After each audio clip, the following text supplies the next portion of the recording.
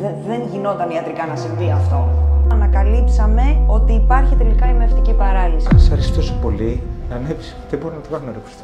Αν σ' αρέσει τόσο πολύ, να το κάνεις στο βήμα και να κατέβεις αγώνα. Και μου λέει η Μαριάννα, μπορώ. Και της λέω, ναι, μπορείς να το κάνεις και θα είμαι εγώ δίπλα σου μέχρι το τελευταίο λεπτό. Το χέρι δεν είχε τρικέφαλο και δεν έχει τρικέφαλο. Ότι έχει τραυματιστεί πάρα πολύ βαριά το βραχιόνιο πλέγμα. Πόσο της εκατό είχε πρόβλημα σε εισαγωγικά το σώμα σου? Κατά 92% περίπου. Είδα μια Μαριάννα με κινητικά προβλήματα να ανεβαίνει πάνω στη σκηνή. Και για μένα αυτό είναι respect. Καταρχήν καλησπέρα σας. Σήμερα στην παρέα μας έχουμε τη Μαριάννα Μεγρέμη. Για μας είναι η Μαριάννα. Και θέλουμε μέσα από αυτό το βίντεο να εξιστορήσουμε όλη την εξέλιξή της στο MyFlex, στα διδολικά μας κέντρα. Αλλά θεωρώ ότι η ιστορία της είναι παραπάνω από ένα απλό βίντεο και θα το δείτε στη συνέχεια των ερωτήσεων μου. Καταρχήν Μαριάννα, σε ευχαριστώ πάρα πολύ για την εμπιστοσύνη που με έδειξε από το πρώτο λεπτό σε μένα και στην ομάδα μου. Πραγματικά μέσα από την καρδιά μου στο λέω. Και για να μην μακρηγορούμε, θέλω η Μαριάννα να αρχίσει να μας λέει λίγο την ιστορία της, πώς μας επισκέπτηκε. Αλλά πριν ξεκινήσουμε με αυτό το κομμάτι, θα ήθελα να μας πει αν υπάρχει κάποια πάθηση που την ταλαιπωρεί τόσα χρόνια και όλα αυτά. Αρχικά, εγώ ευχαριστώ για όλα. Είδα μία εκδοχή του εαυτού μου που θα την εξηγήσω αργότερα, γιατί το λέω αυτό τώρα.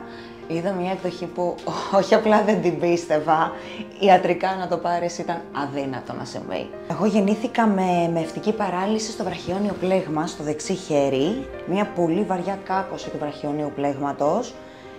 Από λάθος γιατρού, τράβηξα το δεξί χέρι στο τοκετό, το αποσύνδεσα από τον αφιένα, προκαλώντας μια πάρα πολύ βαριά κινητική και μυϊκή, μια πολύ μεγάλη γενικά δυσκολία στο χέρι να αναπτυχθεί, να είναι λειτουργικό, να είναι γενικά ένα χέρι σαν όλα τα υπόλοιπα. Η ιστορία του είναι λίγο περίεργη και δεν μπορεί κάποιος εύκολα να την καταλάβει. Είναι ένα χεράκι το οποίο έχει αρχικά μια αρκετά μεγάλη διαφορά σε εκατοστά, λόγω μυϊκότητας περιορισμένης και κινητικότητας σε σχέση με το αριστερό. Δεν έχει αφήσει σε πολλά σημεία, δεν έχει νύχη στον αντίχειρα. Είχε μέχρι τα 7, μετά το χάσαμε. Πάρα πολλούς πόνους σαν παιδί, πάρα πολλούς μυϊκούς σπασμούς σαν χέρι, αρκετά χειρουργία. Είχαμε έναν αφιένα που βρήκαμε μία κίστη η οποία θα με άφηνε τετραπληγική. Τη χειρουργήσαμε αλλά κάναμε μία ζημιά, μια ολισθηρότητα στο κεφάλι η οποία ήταν αναμενόμενη να συμβεί. Ωστόσο έπρεπε, για να βρίσκομαι αυτή τη στιγμή εδώ και να κινούμαι και να μιλάω, έπρεπε να γίνει. Συγγνώμη που σε διακοπτώ. Συζητήσεις που έχουμε κάνει όλο αυτόν τον καιρό, στο οποίο πάμε παρέα σε αυτό το ταξίδι, μου είχες πει ότι μέχρι τα 7 σου, ότι δεν σου είχαν πει ότι μπορεί να μην περπατήσεις, μου είχες πει κάτι τέτοιο. Ναι, θέλω να το πούμε αυτό στον κόσμο, που είναι πολύ βασικό. Γενικά, σαν μωράκι από 3 ημερών έφυγα από το νοσοκομείο και αυτό που είπαν στους γονείς μου είναι ότι έχω όγκο στο κεφάλι, είχα μείνει χωρίς οξυγόνο, φοβήθηκαν αυτό το πράγμα. Ήμουν ένα παιδί γενικά που ήμουν συνέχεια στο νοσοκομείο, ανακαλύψαμε ότι υπάρχει τελικά ημευτική παράλυση, ότι έχει τραυματιστεί πάρα πολύ βαριά το βραχιόνιο πλέγμα. Ευτυχώς το κεφάλι Πόσο της εκατό είχε πρόβλημα σε εισαγωγικά το σώμα σου? Κατά 92% περίπου. Ήταν σχεδόν ένα κατεστραμμένο βραχιόνιο πλέγμα, τραυματισμένα κατεστραμμένο. Υπήρχε, αλλά δεν είχε καμία πιθανότητα να αναπτυχθεί. Τέλος πάντων, κύλησε λίγο έτσι μέχρι τα 17. Δημιουργήθηκε θέμα φυσικά και στους μαστούς σαν γυναίκα. Κάναμε και εκεί ένα χειρουργείο, δεν είχε αδένες στο χέρι, δεν είχε μυϊκότητα στη δεξιά πλευρά.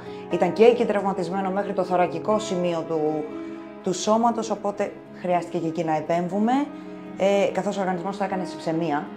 Αρκετές φυσιοθεραπείες και εργοθεραπείες που δεν είχαν κανένα αποτέλεσμα, καθώς ο αφιένας ήταν συμπιεσμένος, δεν έδειχναν καμία αποτελεσματικότητα στο χέρι. Το χέρι αναπτύχθηκε μέχρι ένα πολύ μικρό βαθμό, μεγάλωσε, κινήθηκε εν μέρη, πολύ όμως περιορισμένα. Μέχρι που πριν περίπου 2 χρόνια, 2,5, τυχαία σε μια δουλειά μου δώσανε ένα κουπόν ή δωρεάν λιπομέτρησης για το MyFlex. Και έτσι ήρθα και εγώ εδώ στην ομάδα των παιδιών. Όχι προπονήσεις, δεν υπήρχε περίπτωση στο χέρι να σηκώσει ούτε 1 κιλό βαράκι, δεν ήξερα τίποτα από προπονήσεις. Ό,τι έκανα σε γυμναστήριο ήταν 10-11 χρονών που πήγαινα με τον μπαμπά και έκανα 2-3 μηχανήματα απλά, δεν ήταν σε θέση σαν χέρι να κάνει κάτι. Ούτε με φυσιοθεραπείες και εργοθεραπείες υπήρχε το αποτέλεσμα.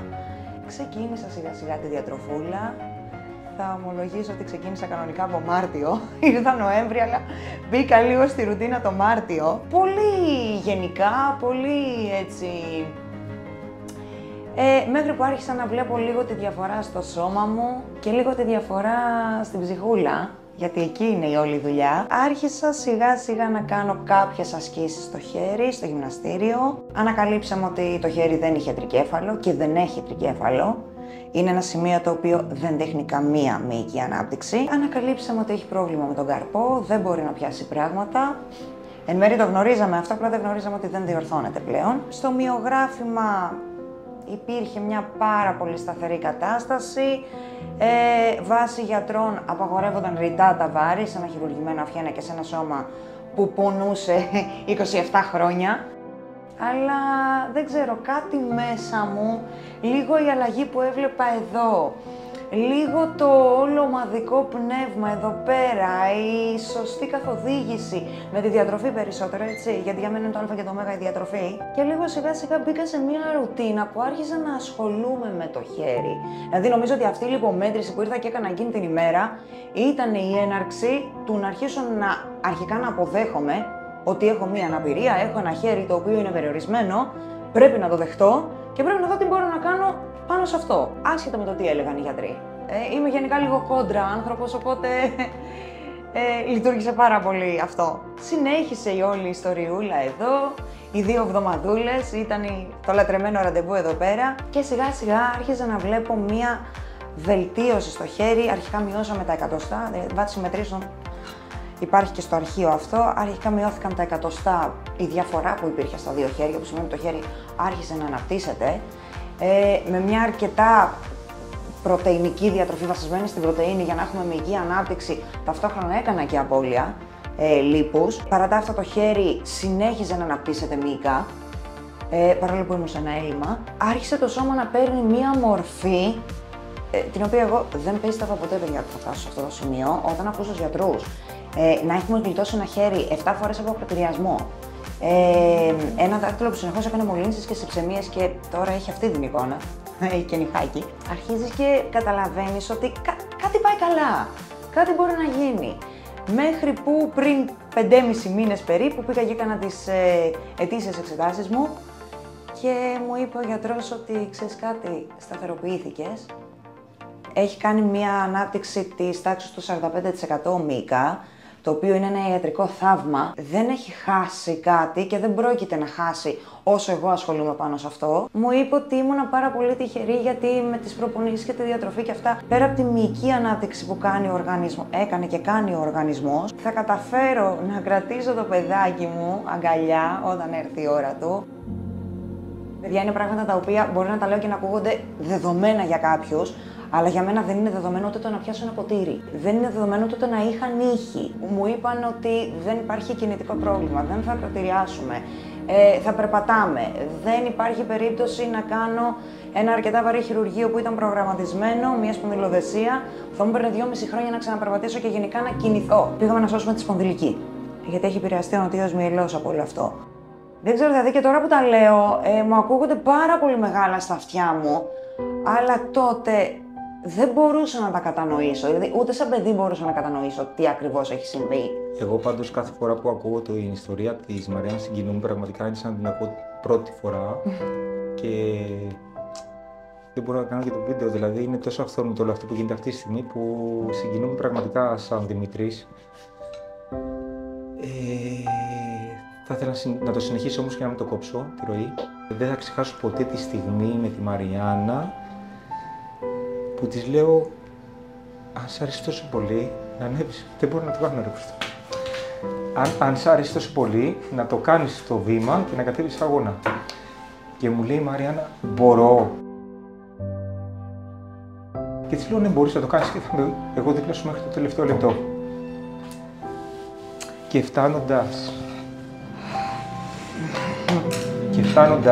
στον τελικό προορισμό, η Μαριάννα ανέβηκε σκηνή στο Αλικάντε πριν μία εβδομάδα, ξεπερνώντας τη Μαριάννα, ξεπερνώντας τους πάντες. Αυτό που έζησα στο γήπεδο ήταν πρωτόγνωρο. Είδα μια Μαριάννα με κινητικά προβλήματα να ανεβαίνει πάνω στη σκηνή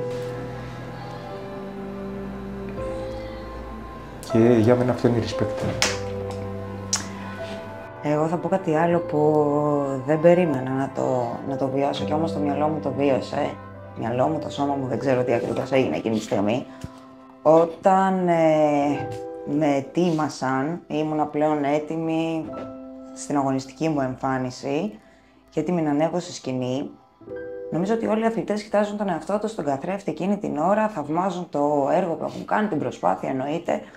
Όλο αυτό, όσο περίεργο και ακραίο να ακουστεί, εγώ όταν κοιτάχτηκα στον καθρέφτη εκείνη την ώρα, σκέφτηκα πόσες φορές μπορεί αυτό το σώμα να έχει τρυπηθεί από τις ενέσεις, να έχει πονέσει όμως με άσχημο τρόπο. Και έλεγα δεν γίνεται, τι έχεις κάνει τώρα, τι έχεις κάνει είναι ο μικρός, θα με ακούσετε πολλές φορές να τον λέω έτσι, είναι ο μικρός.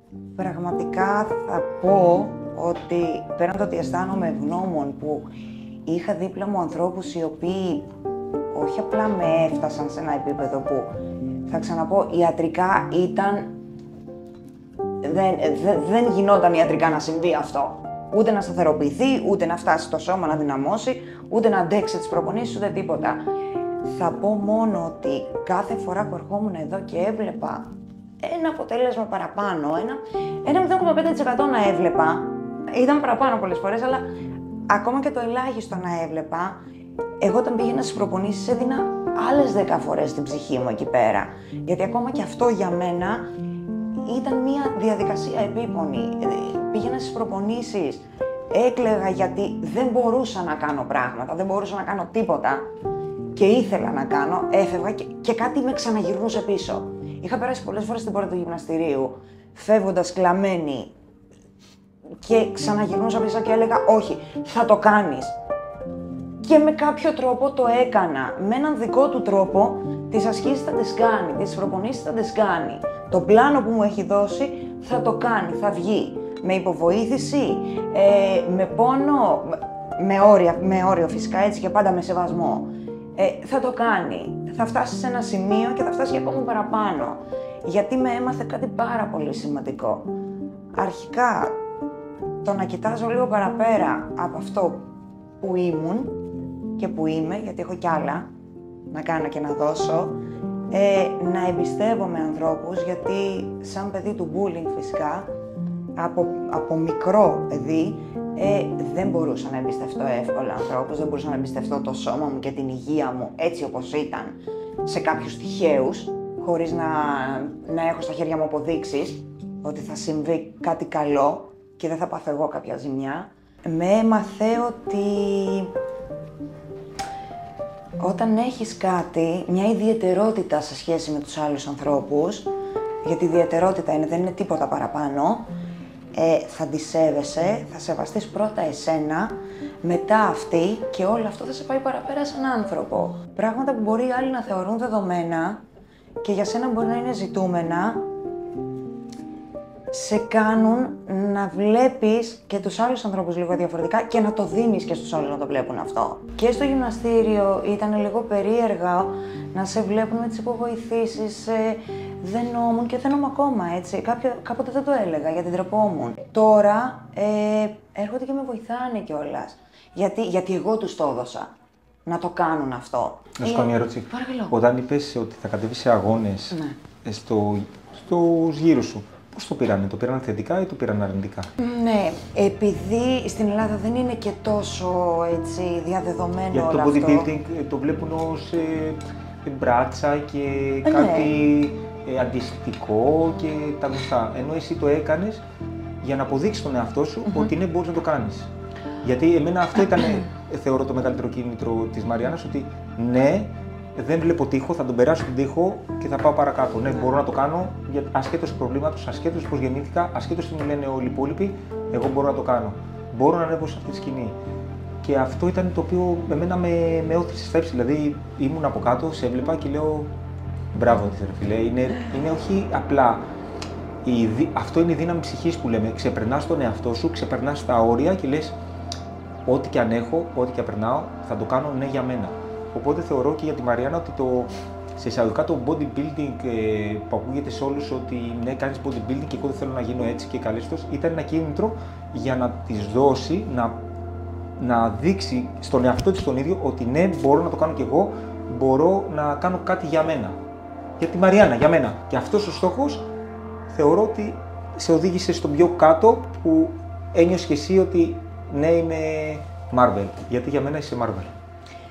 Εγώ θα πω ότι το bodybuilding αρχικά πέραν του ότι έδωσε μια λύση στο θέμα που έχω με τον μικρό και συνεχίζει να δίνει και όσο το δουλεύω θα δίνει. Για μένα ήταν ένα χαστούκι αρχικά, ένα πολύ δυνατό, καλό εντός εισαγωγικών χαστούκι, να με κάνει να συνειδητοποιήσω τι έχω και τι μπορώ να κάνω.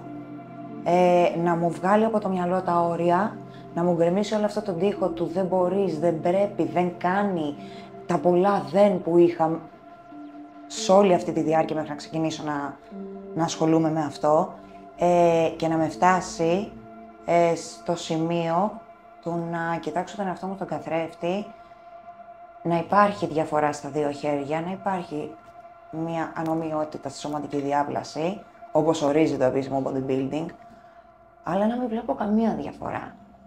Έβλεπα απλά μία ομορφιά σε αυτή τη διαφορά. Έβλεπα μια Μαριάννα που άφησε τον εαυτό της σε μία ομάδα που την έφτασε σε ένα σημείο που θα ξαναπώ δεν υπήρχε περίπτωση ούτε στο δικό μου μυαλό ούτε σε κανέναν να έχω αυτή τη μορφή, την αγωνιστική μορφή, ό,τι αυτό και αν συνεπαγόταν, προπονήσεις, πειθαρχία, πάρα πολλά πράγματα, διατροφή. Να φτάσω σε ένα σημείο να πω ότι, ξέρεις κάτι, είχες δίπλα σου έναν άγγελο, εγώ αυτόν τον άγγελο βλέπω, εδώ τον έχω δεξιά μου, να πιστέψει εκεί που εγώ δεν πίστευα, να βλέπει εκεί που εγώ δεν έβλεπα καμία δύναμη και να κατορθώσει να με κάνει να το πιστέψω κι εγώ και να το μπορέσω να το δω κι εγώ πλέον με τα μάτια μου, γιατί αυτός το έβλεπε πριν καν γίνει. Αυτή ήταν και η διαδικασία του αγώνα. Τελειώνω την κουβέντα έτσι όπως την ξεκινήσαμε. Εγώ θα πω το μόνο που μπορώ να πω, μια λέξη να το περιγράψω όλο αυτό, respect, δύναμη ψυχής, Μαριάννα Μεγεμή. Ήταν ο πρώτος αγώνας και έχουμε και συνέχεια. Και πραγματικά μέσα από την καρδιά μου τη βοήθησα, γιατί είμαι έτσι σαν άνθρωπος. Το παίζεις όλα τα άλλα. Εδώ με αυτό το χεράκι. Με αυτό το χεράκι, respect.